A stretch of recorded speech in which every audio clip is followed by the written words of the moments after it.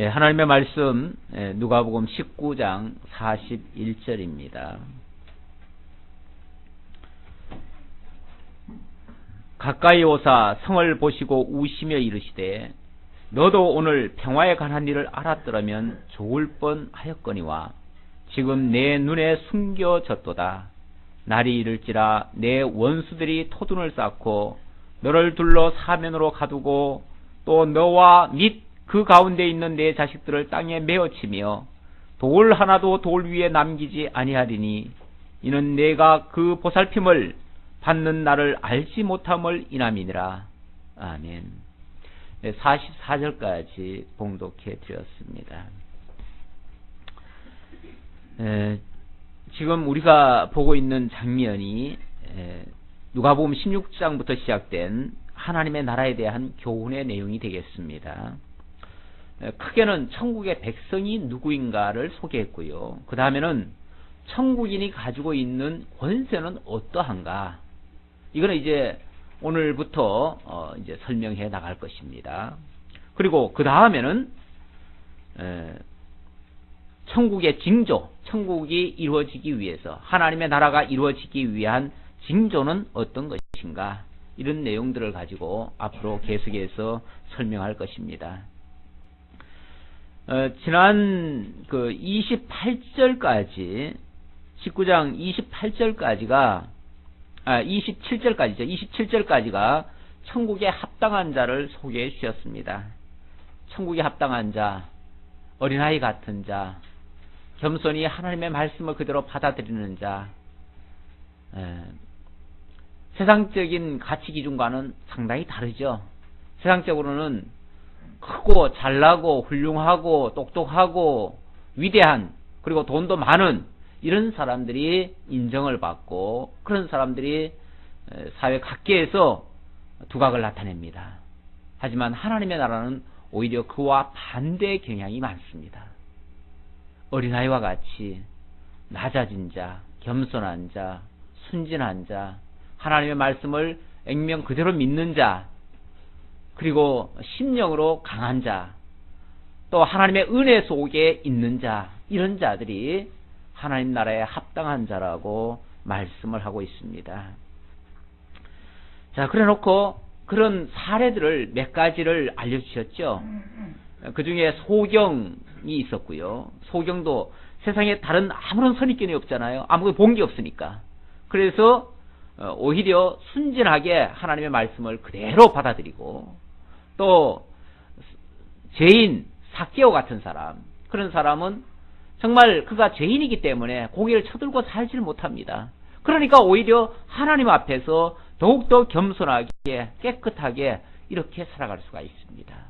이런 사례들을 보여주시고, 그리고 지난주 그 후부 28절부터는 드디어 천국 권세에 대해서 설명을 하기 시작했습니다. 천국 권세는 먼저 예수 자신이 가지고 있는 권세, 그 권세부터 먼저 드러내시는, 나타내시는 그런 장면이 소개되고 있는데, 예수님께서 먼저 나귀 새끼를 타시고 예루살렘에 입성하셨습니다.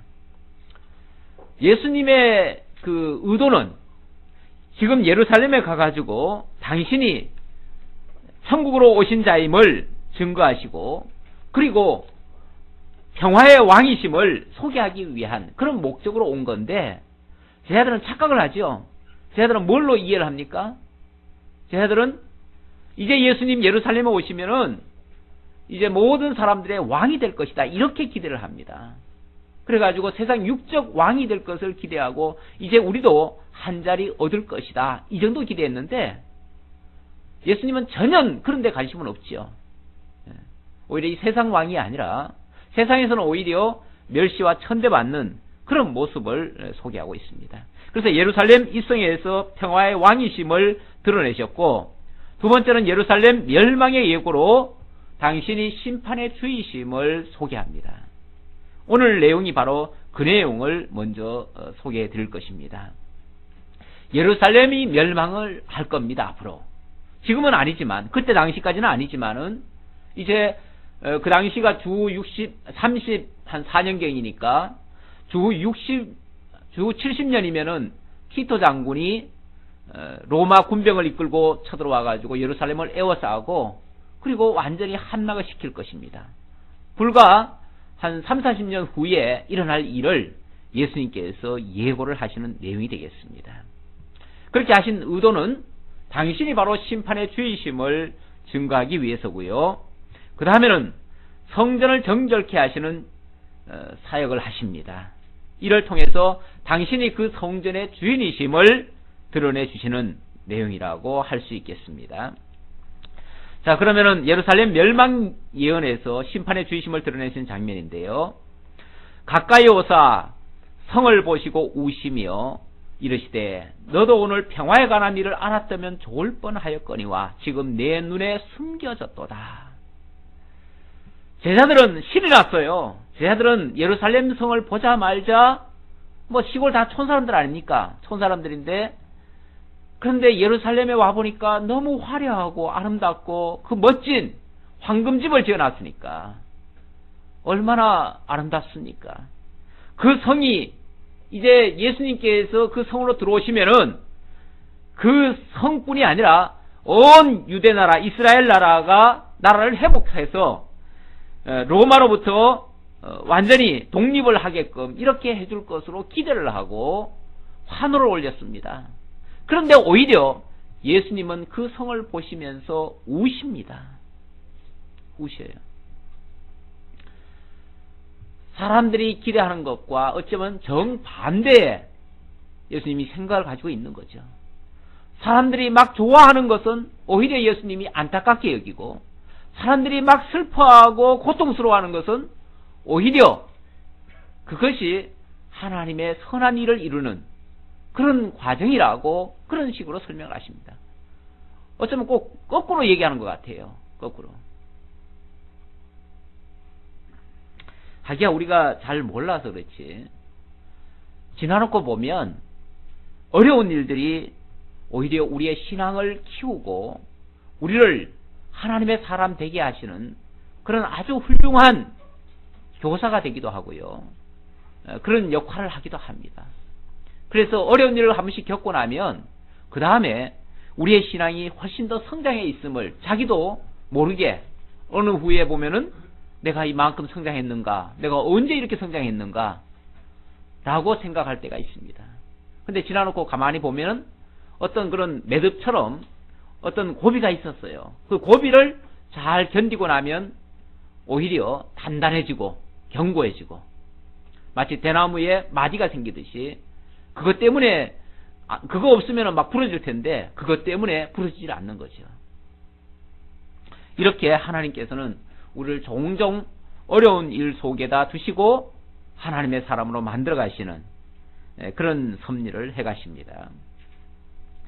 자, 어쨌든 예수님은 이스라엘 모든 제자들과 백성들은 좋아하고 있는데 예수님은 오히려 그 예루살렘 성을 보시면서 우셨습니다. 우시면서 이렇게 말을 합니다. 너도 오늘 평화에 관한 일을 알았다면 참 좋았겠다. 그런데 안타깝게도 너희들 눈에 그게 숨겨졌구나. 너희들은 지금 못 보고 있구나 그 말이죠.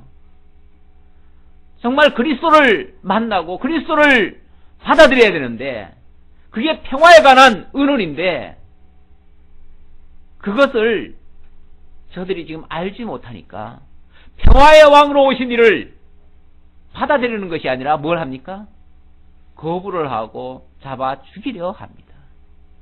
이런 정말 어처구니 없는 안타까운 일이 이제 곧 발생할 것을 예수님께서 염두에 두시고 하시는 말씀입니다. 그들이 예루살렘의 운명을 알지 못하는 불과 30-40년 후에 일어날 그 운명을 알지 못하는 수많은 백성들이 거짓 평화만 추구하고 있었기 때문에 예수님께서 곧 닥쳐올 환난을 생각하시면서 이 말씀을 하시는 거예요. 아무도 모르죠. 아무도 이런 사연을 모릅니다. 막연히 우리는 참 좋다. 우리는 이렇게 화려한 성전을 지었고 이 성은 이렇게 아름답게 잘 될 것이다. 이렇게 막연하게 기대하고 있는 거죠.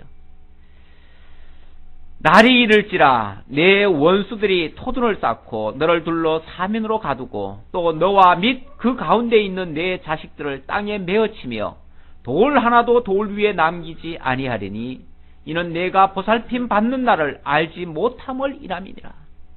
알지 못함을 인함으로 원인이 어디 있는가? 하나님께서 예수를 평화의 왕으로 보내셨는데 그 평화에 관한 일을 관심도 없고 기대도 하지 않고 영접도 하지 않고 거부했기 때문에 그에 상응한 그런 형벌이 그들에게 주어질 것이다 그 말이에요. 실제로 예수님 십자가에 못 박힐 때 사람들이 아무런 죄가 없는데 빌라도가 아무리 살펴봐도 조사를 해봐도 죄가 없어요. 예수에게 아무런 죄가 없어요. 그런데도 자꾸만 십자가에 못 박으라고 하니까 내가 봐서는 죄가 없다. 그래서 나는 정죄할 수가 없다. 그러니까 그 죄값은 우리가 받을 테니까 우리에게 돌리시고 저를 죽여주십시오. 이렇게 말합니다. 그 죄값을 자기들이 받겠대요. 받겠다고 한 그대로 뭐가 되죠? 받는 거죠. 지금 그 얘기예요. 내가 보살핌 받는 날을 알지 못함을 인함이니라. 그걸 모르고 자기들을 보살피러 온, 자기들에게 평화를 주기 위해서 온 그 예수를 거부하고 그 죄값을 우리가 받겠다라고 했으니 그 죄값을 받기 위해서 결국은 로마로부터 엄청난 침공을 받고 결국은 성이, 그 아름답던 성전이 돌 위에 돌 하나도 남지 아니하고 완전히 무너지는 그런 아주 비참한 상황에 놓이게 되어집니다. 실제 이 역사는 그대로 주 70년에 로마의 티토 장군에 의해서 그대로 이루어졌습니다. 그대로 이루어져서 예수님의 이 말씀이 헛말이 아니라 실제로 이루어질 것을 그대로 예고해 주셨습니다. 사실 뭐 이렇게 역사에 드러난 것도 있지만 드러나지 않은 거라 할지라도 사실 이루어지지 않은 것 또 이루어지지 않을 것은 아무것도 없습니다. 모든 것은 다 예수님의 말씀 그대로 다 되어지기 때문에 우리는 이런 것들이 이런 사건들이 자꾸 있음으로써 예수님의 말씀이 진실이라는 것을 우리가 더 확인하고 그분이 바로 그리스도이신 것을 우리가 인정하지 않을 수가 없습니다. 자, 이렇게 해서 예수가 심판의 주의심을 드러내시고 세 번째는 성전에서 장사꾼들을 내어쫓아 성전의 주의심을 드러내시는 장면이 45절로부터 소개되고 있습니다. 성전에 들어가사 장사하는 자들을 내어쫓으시며 그들에게 이르시되 기록된 바 내 집은 기도하는 집이 되리라 하였거늘 기도하는 집이 되리라 하였거늘 너희는 강도의 소굴을 만들었도다 하시니라. 예수께서 날마다 성전에서 가르치시니 대제사장들과 서기관들과 백성의 지도자들이 그를 죽이려고 꾀하되 백성이 다 그에게 귀를 기울여 들으므로 어찌할 방도를 찾지 못하였더라. 예, 이번에는 성전으로 들어가셨습니다. 들어가시자마자 그곳에서 장사하는 자들을 다 내어쫓으시고 더럽혀진 것을 정결케 하시는 사역을 하십니다. 한마디로 성전 정결케 하시는 일을 하신다고 말이에요. 누가, 왜, 무슨 자격으로 이렇게 하실까? 그게 이제 초점이에요. 바로 당신이 이 성전의 주인이시라는 것을 증거하시는 거예요. 그런데 그곳을 누가 지금 점령하고 있습니까? 예수가 주인이 되어야 되는데 예수님이 주인이 된다는 것은 이 성전이 예수를 가리킨다는 말과도 같은 의미예요. 가리킨다는 말. 물론 모형과 그림자적으로 구약시대는 실제 건물이 성전이었고요. 그 성전이 흘리고 나면은 예수 자신이 참 성전이 되시는 거죠. 자, 지금 예수님이 당당히 주인 자리에 있어야 되는데 오히려 그 성전을 차지하고 있는 자들은 장사꾼들이라고 그랬습니다. 장사하는 자들. 어떻게 장사하는 자들이 성전에 와 있나요? 예나 지금이나 사람이 모인 곳에는 원래 장사 가기 마련이죠. 장사꾼들이 꼬이기 마련입니다. 우리도 총회를 하면 총회 목사들이 뭐 전국에서 이렇게 오니까 거기는 꼭 장사꾼들이 몰려옵니다. 근데 그 장사꾼들이 그냥 온 게 아니고요. 총회 관계자들에게 사실은 뭔가를 줍니다. 예, 그리고 소위 말해서 찬조라고 하는 형식으로 해가지고 미리 얼마씩을 주고 들어오죠. 그게 이제 쉽게 말하면 그 장사하는 턱값이에요. 예, 그걸 받고 그걸 장사를 하도록 허락을 합니다. 예나 지금이나 다 그런 것 같아요. 어디든지 사람 모이는 곳은 원래 장사꾼들이 다 모이게 돼 있고, 그러면은 또 얼마씩 내는 것이 또 당연시하고, 하다못해 이 아파트도 그러잖아요. 아파트도 보면은 뭐 한 달에 몇 번씩은 장사꾼들이 여기 자리를 펴고 뭘 합니다. 가끔씩 또 합니다. 하면은 그냥 하는 게 아니고요. 다 거기 분야에다가 돈을 냅니다. 그런 식으로 해서 총회도 그러는데 옛날 성전에도 그랬다는 거죠. 성전에서도. 옛날 성전은요, 원래는 이제 재물을 갖다 드리잖아요. 재물을 갖다 드리는데 소나 뭐 양이나 아니면은 뭐 비둘기라도 이렇게 가져와야 되는데 거리가 멀잖아요. 거리가 머니까 멀리서 뭐 소를 끌고 올 수는 없잖아요. 그러니까 돈을 가지고 와서 그 자리에서 사가지고 거기서 바치기도 하고요. 아니면은 또 멀리서 억지로 또 끌고 오는 사람도 있습니다. 끌고 오면 또 뭐라 그러냐면은 오느라고 고생을 많이 해가지고 다 시들었을 거 아니에요. 예, 다 뭐 힘도 없고 그럴 거 아니에요. 그러면은 이런 것은 제물로 드리기에 합당치 않다. 거절하는 거죠. 그러면 어떻게 돼요? 그럼 바꿔야죠. 웃돈 주고 바꿔가지고 그렇게 해서 이제 또 파는 거죠. 이러니까 성전에도 장사꾼들이 필요한 거예요.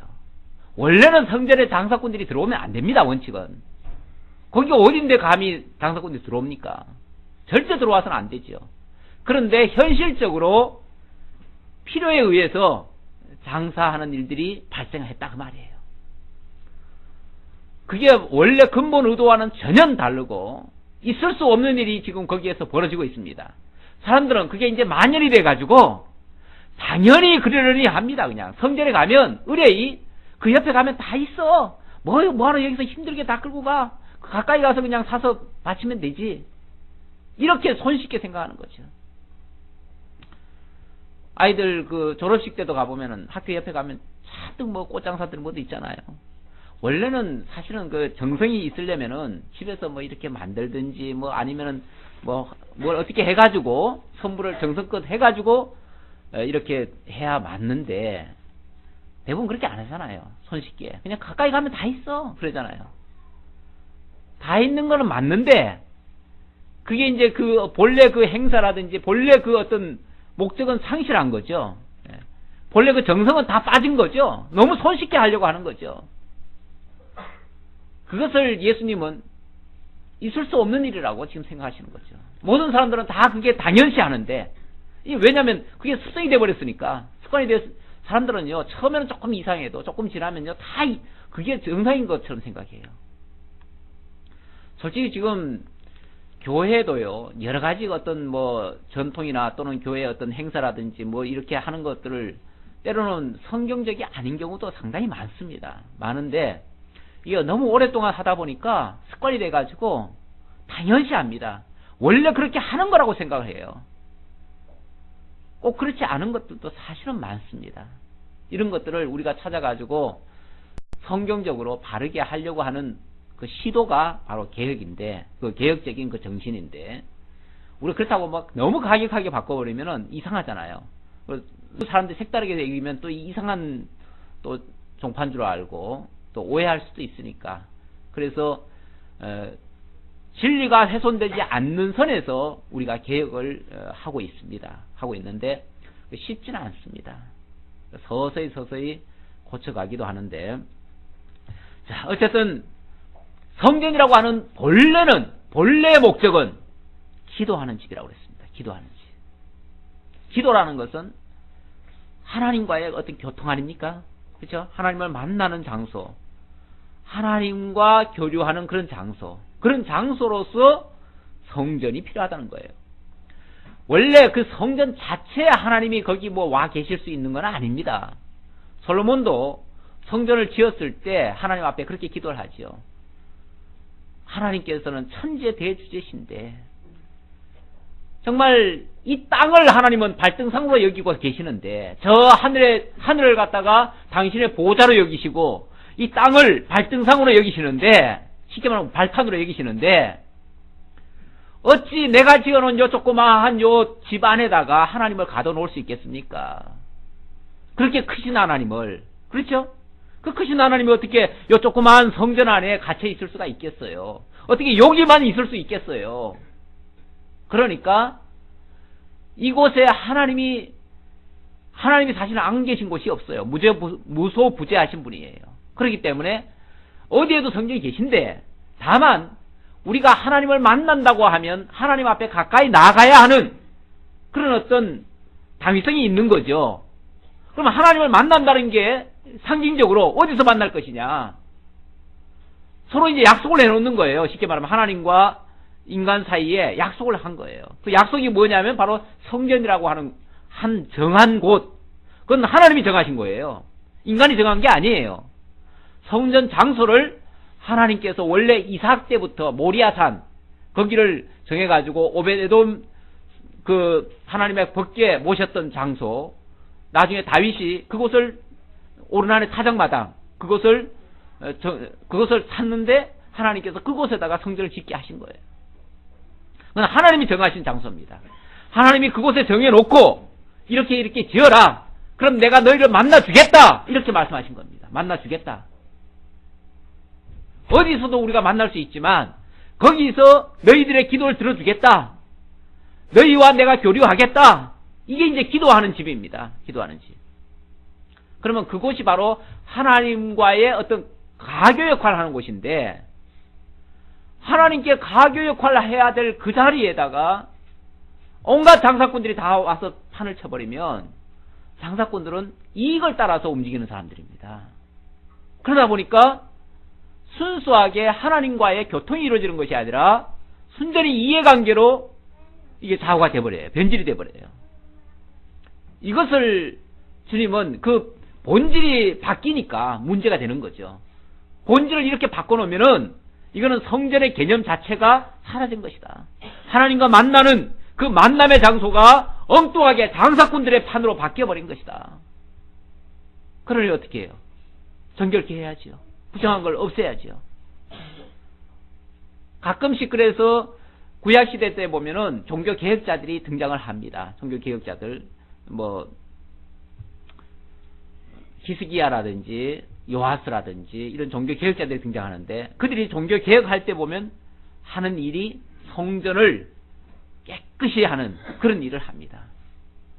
단순히 수리가 아니라 퇴락하고 잘못되고 빼앗기고 이런 것들을 다 바르게 해가지고 본래 그 하나님이 정해놓은 대로 그렇게 바꿔놓는 거, 그렇게 바르게 잡아놓는 거, 그걸 이제 성전 수리라고 할 수 있는데 그렇게 종종 하는데 예수님께서도 결국은 성전을 정결케 하심으로 본래 그 성전이 가지고 있는 의미, 하나님과의 그 교통의 그 만남의 그 장소를 회복하려고 하는 그걸 하시기 위해서 오셨다 그 말이죠.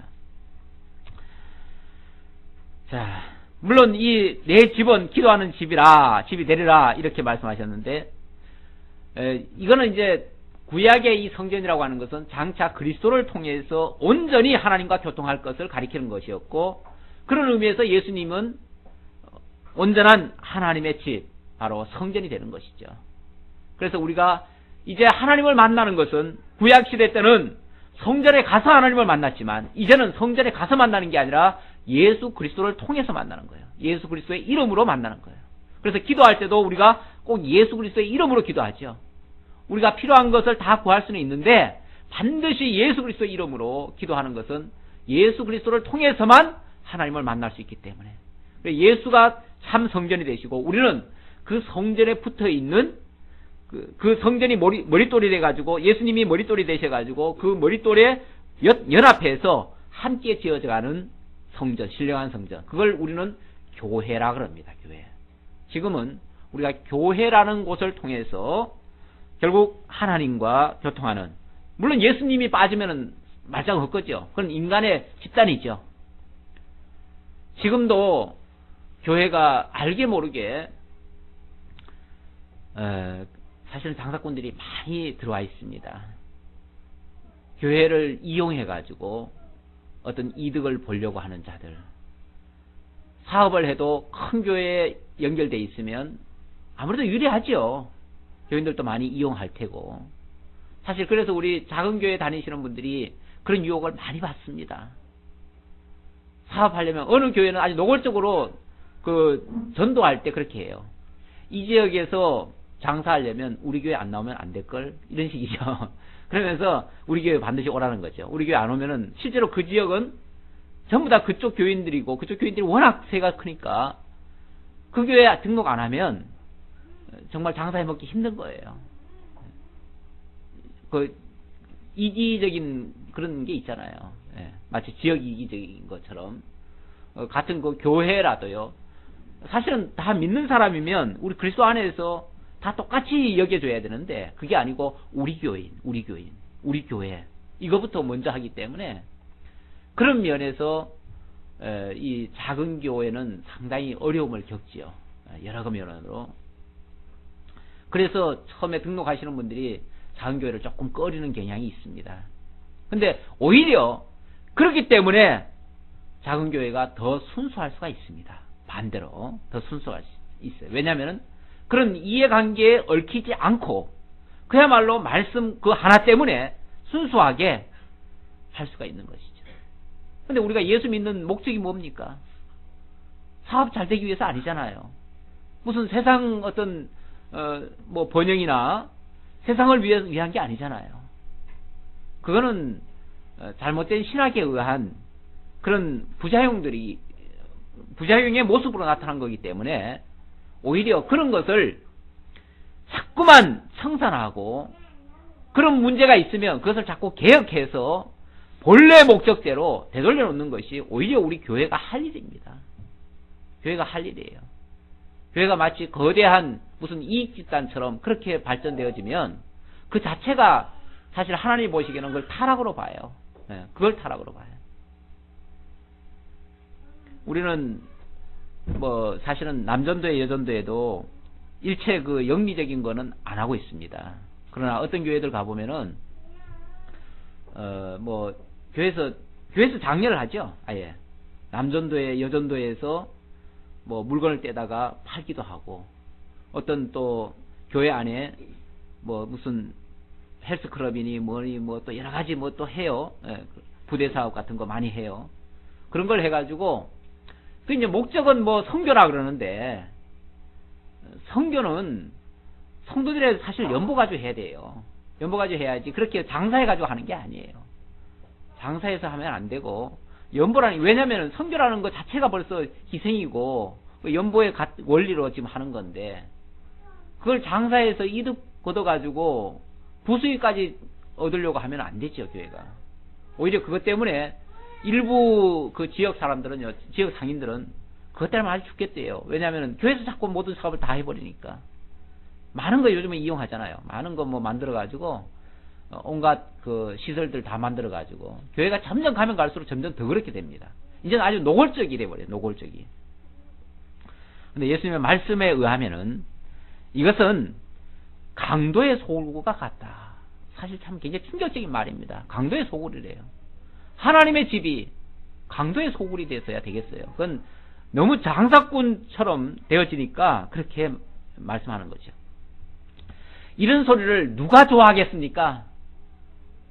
더군다나 그 일을 통해서 이득을 본 사람들은 아주 괴롭지요.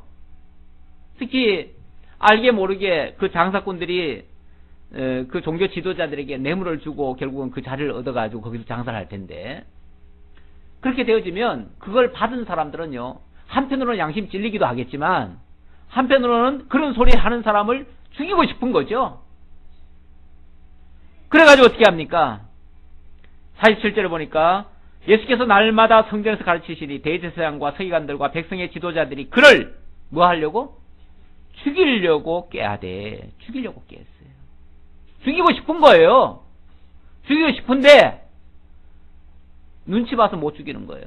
백성들이 두려워서 못 죽이는 거예요. 백성들이 직접 예수님의 말씀을 성전에서 듣고 있는데 함부로 죽일 수는 없잖아요. 그래서 남 이목 때문에 못 죽이는 거지 죽이고 싶다 그 말이에요. 그럼 누가 악한 거예요? 자기들 이득 좀 보는 일을 한다고 해서 그것 때문에 죽이려고까지 하는 것이 얼마나 악하겠어요. 그런데 어찌할 방도를 찾지 못하였더라. 죽이고는 싶은데 죽일 방도를 못 찾았다는 거죠. 그런데 사실은 죽일 방도를 못 찾은 게 아니라 아직은 때가 아닌 거죠. 때가 아니기 때문에 하나님께서 죽이지 못하도록 아직은 그러나 이제 며칠 후면은 죽어야죠. 그런데 이제 또 죽는 것도 그래요. 죽는 것도 그 과정이 있습니다. 예수님에 대한 예언이 있어요. 예언이 뭐라고 되어 있냐면 반드시 제자들이 팔아야 돼요. 제자가 팔아야 돼요. 그렇죠? 제자가 팔아야 되고 또 강도처럼 잡혀야 돼요. 이렇게 신사적으로 잡히면 안 돼요. 신사적으로 그냥 말씀 전할 때 이렇게 잡히면 안 돼요. 밤중에 검과 몽치를 가지고 잡아야 돼요. 그게 예언이 돼 있어요.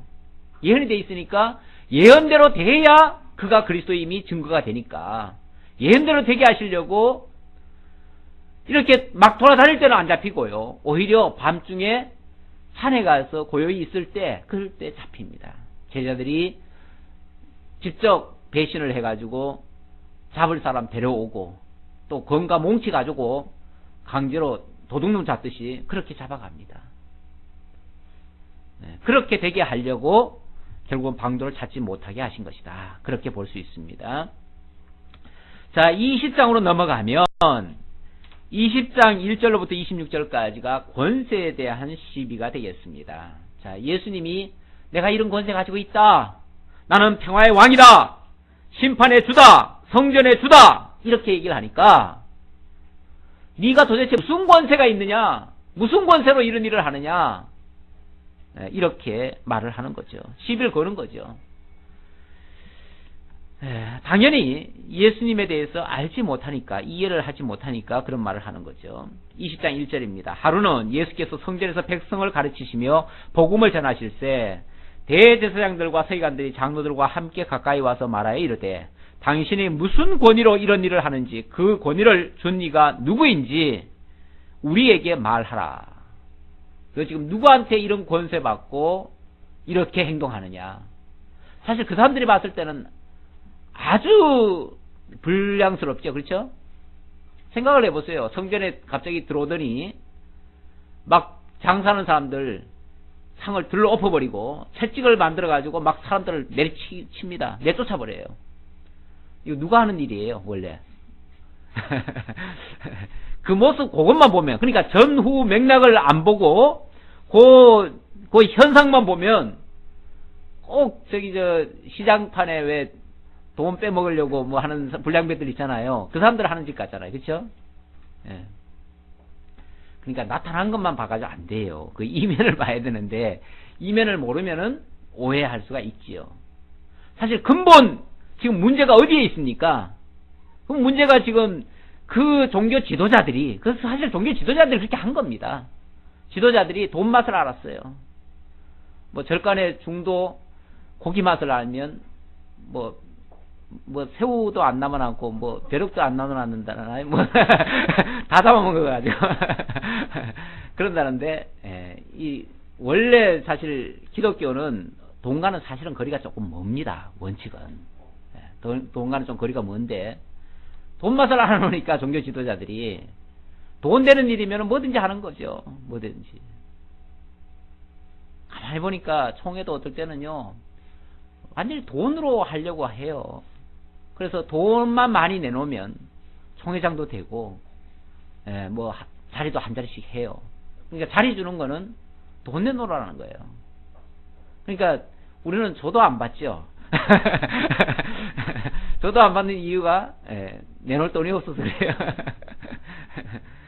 그러니까 이 돈 맛을 알아놓으면은 종교 지도자들이 세상 사람들보다 어떤 면에서 더 파렴치한이 될 수도 있어요. 사실 계속 거듭 지금 그 한기총 문제가 지금 계속 불거지고 있는데 지금 교단이 말이 아닙니다. 지금 감리교도 싸움박질 해가지고 그 회장 자리 싸움박질 해가지고 회장 둘 다 중지가 됐습니다. 중지되고 거기에 대표로 임시로 간 사람이 누구냐면 법원에서 보냈는데 장로가 거기 지금 대표로 가 있습니다. 감리교 대표가 장로교 장로입니다. 아주 신기한 일이죠. 신기한 일이고 한국 기독교 전체를 다 주관하고 있는 한기총의 그 회장이 그 지금 3대 걸쳐서 한 20억씩을 썼어요. 선거하는데 20억씩을 썼어요. 어떤 사람은 공식적으로 뭐 10억을 내놓기도 하고 막 그랬어요. 그게 이제 지금 와서 이제 불거진 거예요. 몇 년 지난 다음에. 불거지니까 결국은 한기총 총회장이 직무 정지가 당했습니다. 지금 한기총 회장이 없어요. 없는데 거기에 이제 평신도가 와서 한기총 회장하고 있습니다. 신기한 일입니다. 지금 한국기독교 총연합회의 지금 그 대행은 회장 대행은요 평신도예요. 뭐 우리는 평신도 뭐 고급신도 따로 나누는 건 아니지만 일반적으로 봤을 때 그렇다는 거죠. 목회자 위에 지금 일반 쉽게 말하면 변호사가 가가지고 지금 그 역할을 하고 있어요. 그 총회장 월급 한 달에 600만 원씩 받아가면서 그 사람이 받는 거예요 대신. 그리고 목사들은 입도 뻥끗 못하게 다 막아놔 버렸어요. 뭐가 된 거죠? 한국 기독교 그 현상만 보면 망한 겁니다. 한국 기독교. 오죽하면은 한국 기독교 내에서도 한기총 해체돼야 된다. 이런 소리가 지금 공공연하게 나오고 있고 지금 그 운동이 막 벌어지고 있습니다. 왜냐하면 이대로 놔뒀다가는 함께 다 공멸하겠다는 거죠. 그렇잖아요. 이것을 우리가 부끄러워가지고 사실은 지금까지 말을 못해서 그렇지 그런 걸 뉴스가 나와도 일일이 말 못하잖아요. 말을 못해서 그렇지 사실은 부끄러운 일들이 너무 많습니다. 너무 많아가지고 이 종교 지도자들의 지금 타락의 모습 특히 돈과 관련된 그런 문제 너무 심각합니다. 지금 차라리 돈이 없는 게 어떨 때는요 복이라고도 생각이 들어요. 어떨 때는 좀 불편은 해요. 돈이 없으니까 뭐 좀 필요한 거 못 사니까 조금 불편은 한데 사실 다른 것은 상관없습니다. 돈 없어도 괜찮아요. 조금 불편함만 그냥 비켜가면 오히려 얼마나 또 편안한지 몰라요. 얼마나 마음이 심령이 얼마나 평강한지 몰라요.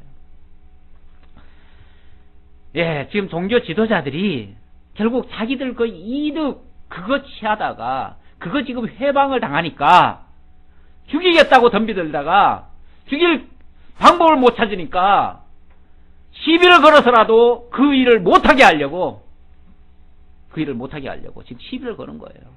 시비를 거는데 또 종교 지도자들이 머리는 좋잖아요. 그러니까 얼마나 교활하게 지금 또 작전을 쓰는지 몰라요. 감히 예수님을 상대로 해서. 네. 대답하여 이르시되 나도 한 말을 너희에게 물으니 내게 말하라. 요한의 세례가 하늘로부터냐 사람으로부터냐. 예. 그들이 너 무슨 권세로 이런 일을 하느냐라고 했을 때 예수님이 거기에 즉답을 한 게 아니고 나도 한 말을 묻겠다. 요한의 세례가 하늘로서냐 사람에게서로냐 이렇게 반문을 했어요. 참 예수님의 뭐라고 할까요? 대화법이라고 할까요? 그 대화법이 참 어떨 때는 감탄이 되어져요. 우리는 무슨 질문을 하면요, 이 단순해가지고 질문을 하면 그 질문에 대한 답변을 해줘야 되는 줄 알아요. 그래가지고 그냥 즉답을 하면 그 즉답은 걸립니다. 사실은 상대방이 그 질문을 했을 때 그 답이 나올 줄 알까요, 모를까요? 대부분은 알고 질문하는 거예요. 그 대답하라고 질문한 거예요. 근데 하라고 하는 대로 답변을 해버리면은 원하는 대로 걸려버려요. 원하는 대로. 그러니까 그렇게 말하는 것은 참 너무 단순한 그 대화법입니다. 그런데 예수님의 대화는 가만히 보면요, 오히려 어떻게 보면 받아치는 것 같기도 하면서 오히려 역으로 이렇게 하는 경향이 많은데 여기서도 그렇게 말합니다. 내가 먼저 하나 물어보겠다. 요한의 세례가 하늘로부터냐 사람에게로서냐 라고 물었습니다. 그런데 하늘로부터라고 하면 어떻게 될까요? 하늘로부터라고 그 사람들이 만약에 답변을 하면 그 사람들도 마찬가지죠. 예수님의 지금 이 질문에다가 자기들 답변하면 어떻게 될까요? 예수님의 질문에 말려 들어가는 거죠. 서로 지금 어떻게 보면은 질문을 했는데 그 질문에 그대로만 답변해버리면요 말려 들어가는 거예요. 그러니까 사실은 때로는 말을 안 하는 것도 좋습니다. 그래서 어떤 경우에는 묵비권이라는 게 굉장히 그 자기를 지키는 하나의 보호수단이 될 수도 있습니다. 이건 하나의 어떤 세상 살아가는 지혜가 될 수도 있는데, 요한의 세례가 하나님께로부터라고 말을 해버리면요 어떤 결과가 나오냐면, 그럼 왜 세례 요한이 하늘로부터 와가지고 그 하늘로부터 온 그 말씀을 전했는데 너희들은 왜 세례 요한이 전한 메시아를 안 믿었느냐 이렇게 나올 것이고, 그렇죠? 세례 요한이 뭐 전했어요? 예수 전했죠. 예수만 전했죠. 나는 그의 신들매도 풀 자격이 없다. 이분은 하나님의 어린 양이다. 이렇게 소개했잖아요. 그런데 왜 너희들은 왜 나를 하나님의 어린 양으로 안 믿냐 이렇게 나올 것이고, 또 반대로 사람에게서라고 하면 지금까지 세례 요한을 통해서 세례받은 일이 얼마나 많은데 그 모든 것을 다 뭐로 만드는 겁니까? 무효로 만드는 건데, 그렇게 되면 모든 사람들이 다 들고 일어나죠. 왜? 요한의 세례받은 사람들이 그럼 우리가 지금까지 헛일을 했다는 거냐? 엉뚱한 짓 했다는 거냐? 우리의 신앙을 완전히 무시하는 거냐? 이렇게 나오겠죠. 그러니까 사람 눈치도 봐야 되겠고, 그 사람들, 종교 지도자들은요 좀, 저도 뭐 그 중에 한 사람일 수 있는데 그러니까 제가 지금 저를 비판할 수도 있어요. 어떤 면에서 교활한 부분이 있습니다. 그러니까 사람 눈치 봐가면서 말을 하기도 하고 안 하기도 하는데 결국 말을 할 수가 없는 거예요. 그래서 뭐라고 얘기하냐면 결국 모르겠다 이렇게 나오죠. 그래서 조금 더 봅시다. 그들이 서로 의논하여 이르되 만일 하늘로부터라 하면 어찌하여 그를 믿지 아니하였느냐 할 것이요, 만일 사람으로부터라 하면 백성이 요한을 선자로 인정하니 그들이 다 우리를 돌로 칠 것이라 하고 대답하되 어디로부터인지 알지 못하노라. 모르겠다 그렇게 답변해 버렸습니다. 사실 모르겠다는 것도 말이 아니죠. 양심을 속이는 거죠. 속이는 말이죠. 그냥 차라리 답변 안 하겠다 그러는 게 낫죠. 예수께서 이르시되 나도 무슨 권위로 이런 일을 하는지 너희에게 이르지 아니하리라. 말 안 하겠다니까. 그럼 말 안 하면 나도 안 할 권한이 있잖아요. 그렇죠? 너희도 안 했으니까 나도 안 해도 괜찮잖아요. 그렇죠? 그러니까 예수님도 안 걸리고 아주 지혜로운 그 방법이죠. 그 표현이죠. 자, 이렇게 하시고 그들에게는 말할 가치가 없어서 안 하지만은, 그렇죠? 말할 가치가 없어서 안 하지만, 왜냐하면 그들은 트집 잡기 위한 그 질문이지 진짜 알고 싶어서 질문한 게 아니에요. 그러니까 트집 잡을 사람에게는 사실 말해봤자 소용없습니다. 말하면 입만 아프고요. 어차피 안 들을 사람들에게는 아무리 바른 소리를 해도요 듣지 않습니다. 그러니까 안 들으려고 하는 사람한테 억지로 내 말 좀 들어보소, 내 말 좀 들어보소 하고서 사정할 필요 없어요. 안 들으면 족하다 그러고 마쳐야 돼요. 예수님 그래서 가끔씩 족하다 하고 끝이는 경우가 많아요. 자, 그렇지만은 그들은 들을 가치도 없는 사람들이지만, 그러나 거기에는 또 하나님의 택한 백성들이 있잖아요. 또 제자들도 있고요. 제자들이나 꼭 들어야 될 사람들한테는 알려줘야지요. 그래서 예수님은 어떻게 보면 좀 이중적으로 가르치십니다. 들을 필요가 없는 자들에게는 안 가르치고요, 또 꼭 들어야 될 사람들에게는 설명을 하십니다. 자세히 설명을 하셔요. 그 내용이 9절로부터 18절까지입니다. 여기는 포도원 비유로 설명을 하시는데, 비유로 설명하는 이유는 또 뭘까요? 그 중에 들을 자만 듣고 못 들을 자는 듣지 못하도록 하기 위해서 비유로 말씀하시는 거죠. 그러면은 알아들을 자는 알아들을 것이고 못 알아들을 자는 못 알아들을 것이고 이렇게 이제 되는 거죠. 그가 또 이 비유로 백성에게 말씀하시기 시작하니라. 한 사람이 포도원을 만들어 농부들에게 세로 주고 타국에 가서 오래 있다가 때가 이름에 포도원 소출 얼마를 바치게 하려고 한 종을 농부들에게 보내니 농부들이 종을 몹시 때리고 거저 보내었거늘 다시 다른 종을 보내니 그도 때리고 능욕하고 거저 보내었거늘 다시 세 번째 종을 보내니 이 종도 상하게 하고 내쫓은지라. 한 포도원 비유를 하셨습니다. 포도원의 한 주인이 멀리 가느라고 농부들에게 다 이제 그 세를 줬대요. 어차피 자기가 농사를 못 지니까 다 세를 주고, 그리고 얼마 후에 세 받으려고 종을 보냈대요. 그랬더니 세를 안 주고 그냥 내쫓아 버리더라는 거죠. 멀리 갔으면서 뭘 받으려고 하느냐 이런 얘기죠. 그러니까 멀리 갔다는 것은 멀리 가서 금방 안 올 줄 아니까 이제 그렇게 했겠죠. 이거 뭐 안 줘도 금방 안 올 거야. 이렇게 생각했던가 보죠.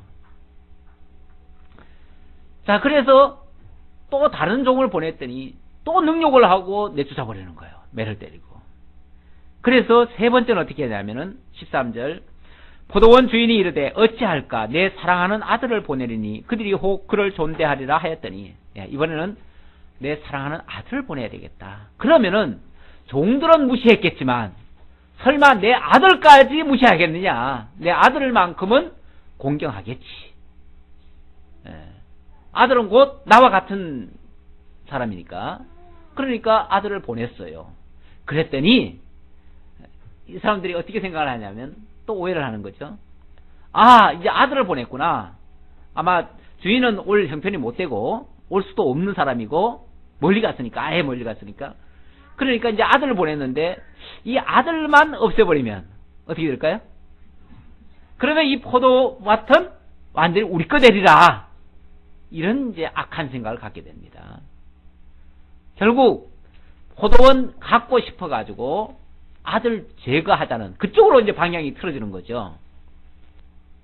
이게 무슨 비유일까요? 우리는 이제 알겠죠.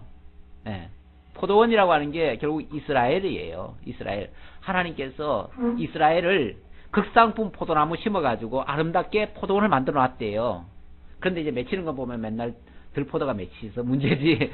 그러나 하나님이 심어놓은 거는 극상품 포도원이에요.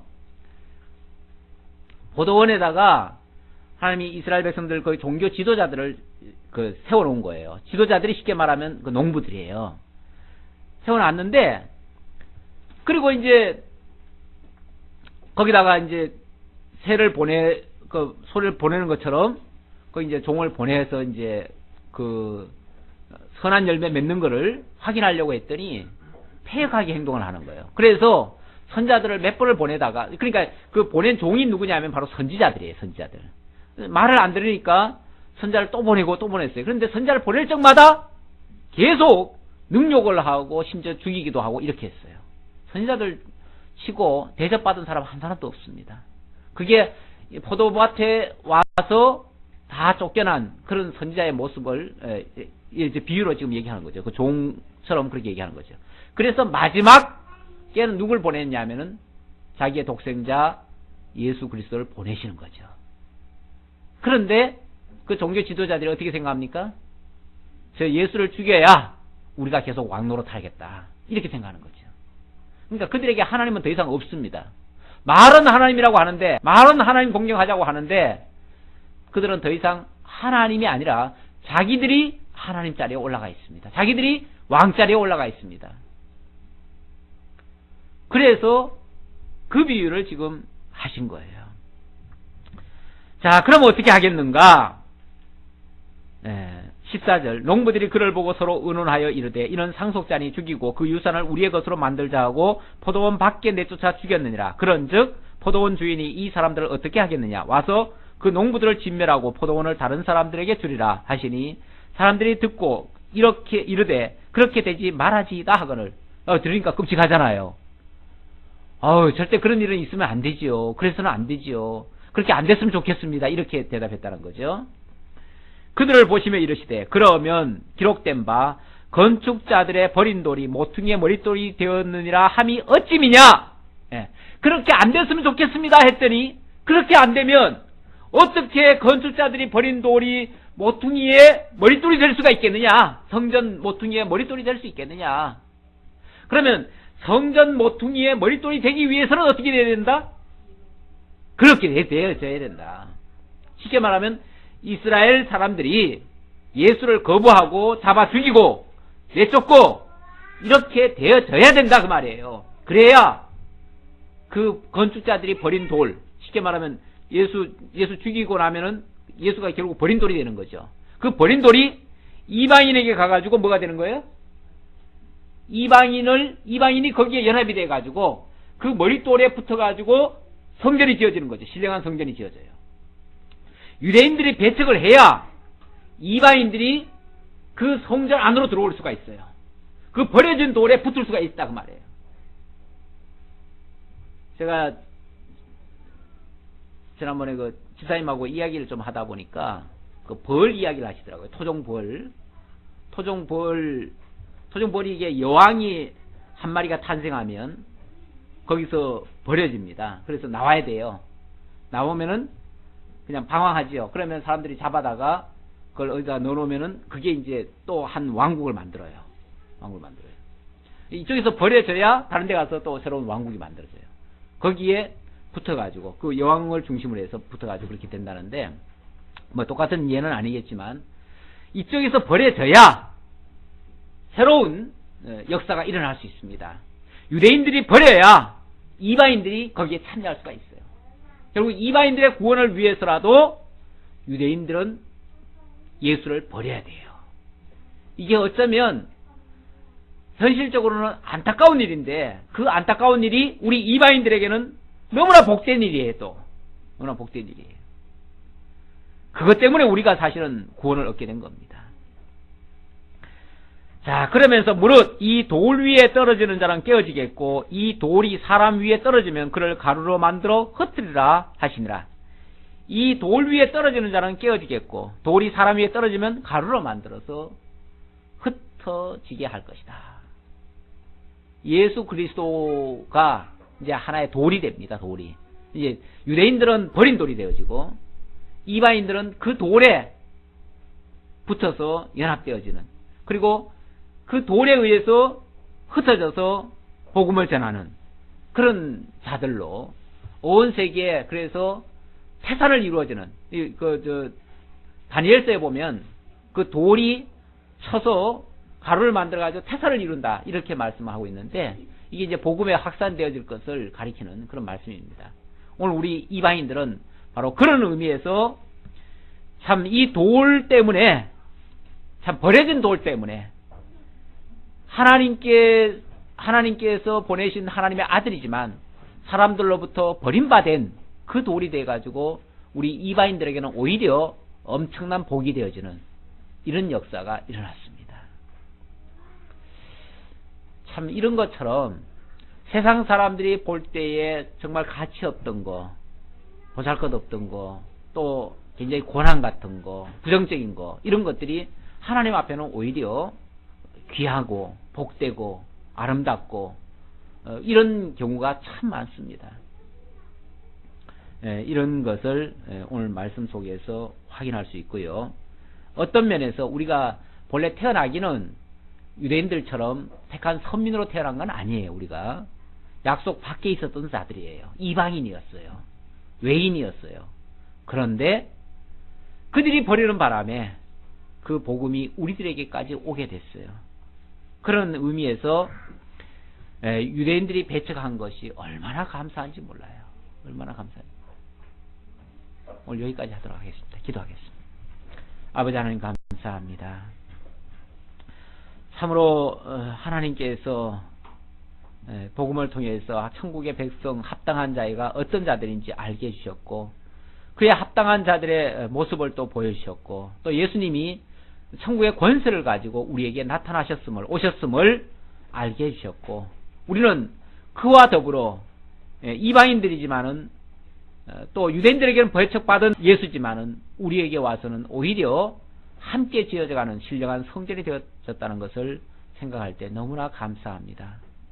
그들이 버리지 않았더라면 오늘 우리에게는 이런 구원이 없을 것이고 이런 기회가 없었을 것인데 그들이 버려준 것이 우리들에게는 너무나 감사한 겁니다. 아버지 하나님, 이러한 은혜가 우리들 속에 세상에서는 우리가 어찌 보면 좀 연약하고 좀 무능하고 좀 부족하고 좀 가난하고 이런 부분이 많지만은 그러나 하나님 앞에서는 엄청난 복에 참여한 자인 것을 다시금 기억하고 오히려 감사로 하나님께 영광을 돌리는 우리 모두가 되게 하옵소서.